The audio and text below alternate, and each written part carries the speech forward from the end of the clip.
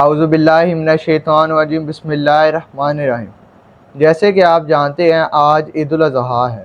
یہ حضرت ابراہیم علیہ السلام اور ان کے بیٹے حضرت اسماعیل علیہ السلام کی یاد میں منائی جاتی ہے۔ اس عید پر قربانی کی جاتی ہے، اس لیے اس عید کو بڑی عید کے نام سے بھی جانا جاتا ہے۔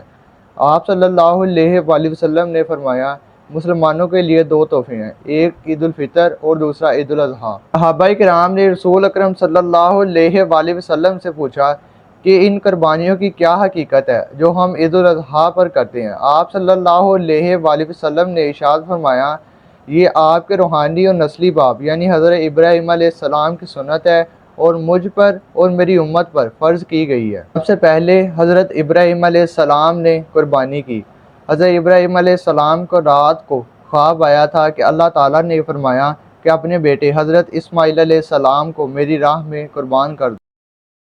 حضرت ابراہیم علیہ السلام کا ایک ہی بیٹا تھا، وہ ہے حضرت اسماعیل علیہ السلام۔ جب اللہ تعالیٰ نے حضرت ابراہیم علیہ السلام کو خواب میں کہا کہ اپنے پیارے بیٹے حضرت اسماعیل علیہ السلام کو میری راہ میں قربان کر دو، صبح اٹھ کر وہی خواب حضرت اسماعیل علیہ السلام اور ان والدہ حضرت ہاجرہ کو یہ خواب بتایا۔ حضرت ابراہیم علیہ السلام نے اپنے بیٹے سے کہا، اے بیٹے، میں نے خواب میں دیکھا کہ میں تمہیں ذبح کر رہا ہوں، تمہارے گلے پر چھری چلا رہا ہوں۔ ان کے بیٹے حضرت اسماعیل علیہ السلام نے بہت ہی تحمل کے ساتھ کہا، اے ابا جان، آپ نے جیسا خواب دیکھا ہے وہی کر ڈالیں، اللہ کی رضا اور حکم کے لیے۔ حضرت اسماعیل علیہ السلام نے اللہ کے حکم کی تکمیل کے لیے اور اللہ کی رضا کے لیے اپنی گردن کو زمین پر رکھ دیا اور اس پر ان کے والد یعنی حضرت ابراہیم علیہ السلام نے چھری چلائی۔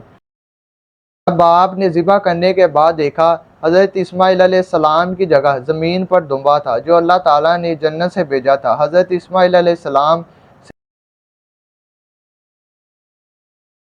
اس کے بعد بقایا امتوں پر اور رسول اکرم صلی اللہ علیہ وآلہ وسلم کی امت پر یعنی امت محمدیہ پر قربانی فرض کر دی گئی۔ اس واقعے کو پیش ہے تقریباً 5,2500 سال گزر چکے ہیں، لیکن اس کے باوجود عالم اسلام ہر سال کروڑوں جانوروں کو ذبح کر کر حضرت ابراہیم علیہ السلام اور ان کے بیٹے حضرت اسماعیل علیہ السلام کو یاد کرتے ہیں۔ عید الاضحیٰ کے آداب: صبح سویرے اٹھنا، غسل کرنا، مسواک کرنا، خوشبو لگانا اور آنکھوں میں سرما پہننا۔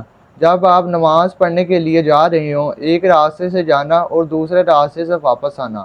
عیدگاہ جلدی پہنچنا، عیدگاہ پیدل چل کے جانا۔ عید کی نماز سے پہلے کچھ نہ کھانا۔ جب آپ عید کی نماز پڑھنے کے لیے جا رہے ہوں، راستے میں تکبیر کے الفاظ اونچی آواز میں پڑھنا۔ ارے ہم وطنوں مبارک ہو، عید قربان آئی ہے، سدا شکر ہم 3 دن انسانوں کی قربانی ترک کر کے جانوروں کی قربانی کریں۔ میں آپ لوگوں کو پہلے بھی کہہ چکا ہوں کہ آپ نے عید الاضحیٰ کی نماز پڑھنے کے بعد قربانی کرنی ہے اور اس جانور کی کھال کو کسی مدرسے یا فاؤنڈیشن کو جب عطیہ کرنا ہے صدقہ سمجھ کر اس کے ساتھ اس جانور کا سجاوٹی سامان بھی اسی مدرسے یا فاؤنڈیشن کو دے دینا ہے۔ کچھ لوگ وہ سامان یہ سوچ کر رکھ لیتے ہیں کہ ہم اگلے سال قربانی لیں گے اور وہ چیزیں اس جانور کو پہنائیں گے۔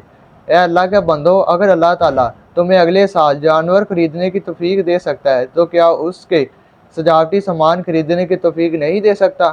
آپ نے جب قربانی کے جانور کی کھال کسی مدرسے یا فاؤنڈیشن کو دینی ہے، اس کے ساتھ اس جانور کا سجاوٹی سامان بھی آپ نے قربانی کرنی ہے، سب سے پہلے اپنے والدین سے اجازت لینی ہے، اس کے بعد قربانی کرنی ہے، کیونکہ جس شخص سے اس کے والدین ناراض ہوں وہ چاہے جتنی مرضی قربانی کر لے اس کی قبول نہیں ہوتی، کیونکہ اللہ تعالیٰ نے قرآن مجید فرقان حمید میں بتا دیا ہے کہ اللہ تعالیٰ بھی اس شخص سے ناراض رہتا ہے اس وقت تک جب تک اس کے والدین اس سے راضی نہ ہو